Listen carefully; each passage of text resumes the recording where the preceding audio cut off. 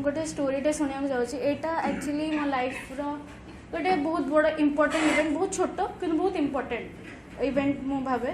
तो एमती स्टार्ट करी हिंदी रे लिखी कि यूँ ही बैठे बैठे ऐसे ही कभी कभी मन में उल जलूल ख्याल आते हैं, उल जलूल सवाल आते हैं कि हम रिश्ते क्यों बनाते हैं और रिश्ते बनते हैं या यूँ ही बन जाते हैं। ऐसा मुझे लगता है कि रिश्ते बनाते हम कम हैं, बन ज़्यादा जाता है। कभी किसी कॉमन पॉइंट ऑफ व्यू पर, कभी किसी शेयर की हुई चंद लाइनें, शायरी, कविता, कहानी पर, कभी यूं ही किसी से बात करते करते, कभी किसी से ये सोचते हुए कि इस इंसान से बात हो भी पाएगी क्या, बात भी होती है, रिश्ता भी बनता है और गहराई भी जम के आती है उस रिश्ते में। कुछ रिश्ते पास होकर भी दूर हो जाते हैं और कुछ दूर से ही नज़दीक हो जाते हैं। कभी कभी लगता है कि खुद से खुद का ही रिश्ता काफ़ी है और कभी कभी इस भीड़ भरी दुनिया में अकेला रहना मन पर भारी पड़ता है। तो ऐसे ही मैंने भी इसी तरह बहुत से रिश्ते बनाए हैं और ऐसे ही अलग अलग इंसानों से जुड़कर मैं अपना एक एक हिस्सा उनके पास छोड़ आती हूँ। और सच भी तो है कि मुझे ऐसा कोई मिला नहीं कि कोई पूरा मुझे संभाल पाए और मुझ में इतनी हिम्मत नहीं हुई कि मैं किसी को पूरी तरह खुद को सौंप दूँ। अब सही है ना, अब एक ही इंसान तुम्हें तुम जैसा चाहो वैसे तो समझ सकता है नहीं। हाँ, ये ज़रूर हो सकता है कि अलग अलग इंसान तुम्हें अलग अलग पहलुओं से समझे और इस तरह हम हर एक इंसान जिससे हम जुड़े हुए उनके जीवन का एक हिस्सा बन जाते हैं, छोटा ही सही। मगर इंसानी रिश्तों से परे यही कुछ 1-2 साल पहले मैंने एक अलग रिश्ते को मौका दिया था। तो बात कुछ यूँ है कि मुझे ना कुत्ते या बिल्ली कुछ भी पसंद नहीं और मेरी बहन एकदम मेरी अपोजिट। जहाँ भी कुत्ता बिल्ली देखती है उसके कस के गले लग जाती, खासकर बिल्ली। तो एक दिन की बात है, वो दुकान गई थी कुछ सामान लेने और सामान के साथ लौटी एक नन्ही बिल्ली को लेकर। शायद उस बिल्ली को पैदा हुए 10 दिन हुए होंगे, छोटी सी थी, चल नहीं पा रही थी। मम्मी देख के ही चिल्लाई, कहाँ से उठा ली वगैरह वगैरह। फिर वो छोटी सी बिल्ली उसने ऐसे देखा मम्मी को, तो मम्मी का मन भी पिघल गया। मुझे भी बड़ा प्यारा लगा, लेकिन मैं उसके पास नहीं गई कि उसको अपने पास नहीं आने दिया। फिर मेरी बहन तो 7वें आसमान पर, उसका बड़ा मन था एक पेट कैट रखने का। वो पूरा 7वें आसमान पर उड़ रही थी। उसके लिए उसको दूध पिलाया, उसका एक बड़े से कार्टून में अच्छे से पूरा बिछौना बनाया, उसके लिए एक हॉट ग्लू से शेप देकर एक बोतल बनाया उससे दूध पिला सके। तो फिर मैं तो पहले से वार्निंग दी थी, मेरे पास उसे मत लाना, तू अपने पास उसे सुला खिला पिला जो करना है कर, मेरे पास मत लाना। तो फिर जैसे होता है ना, छोटे बच्चे होते हैं तो उनको एक चीज मना करो तो वो वही करते हैं। तो वैसे ही क्या हुआ, उस बिल्ली को भी कंट्रोल करना थोड़ा मुश्किल रहा। मैं बैठी थी बेड के पास, वो आके मेरे पैरों के चारों तरफ घूमने लगी। फिर मैंने पैर ऊपर कर दिए। पैर जैसे ही ऊपर किए तो फिर वो मेरे को ऐसे मासूम नजरों से देखने लगी।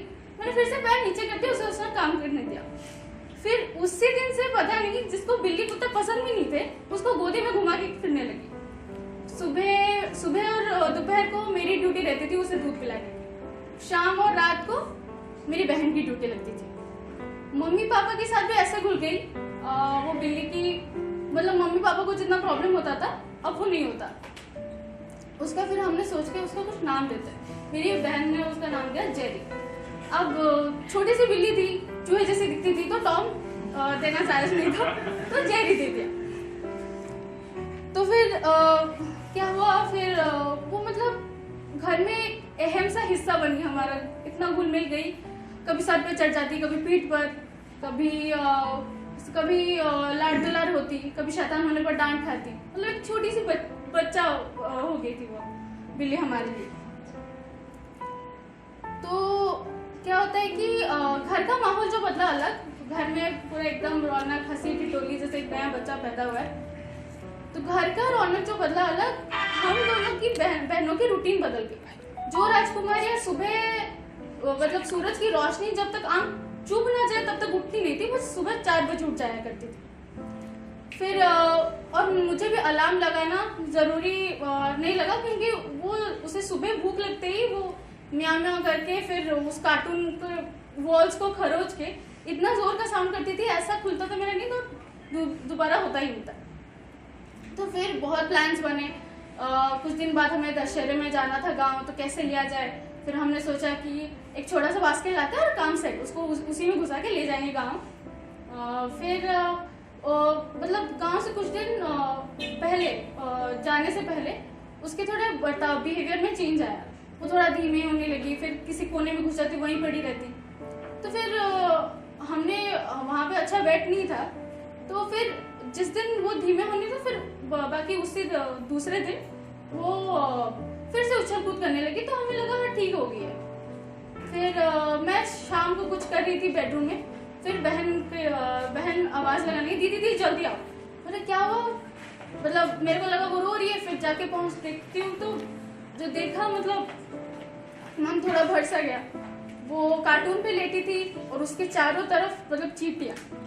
फिर उसे फूट कर, मेरी बहन रो रही थी, उसे निकाल के फिर उससे चींटी निकालने लगी।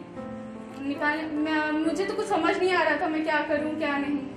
फिर दीदी इसको कुछ होगा तो नहीं, होगा तो नहीं, मेरी बहन बार बार पूछे जा रही है।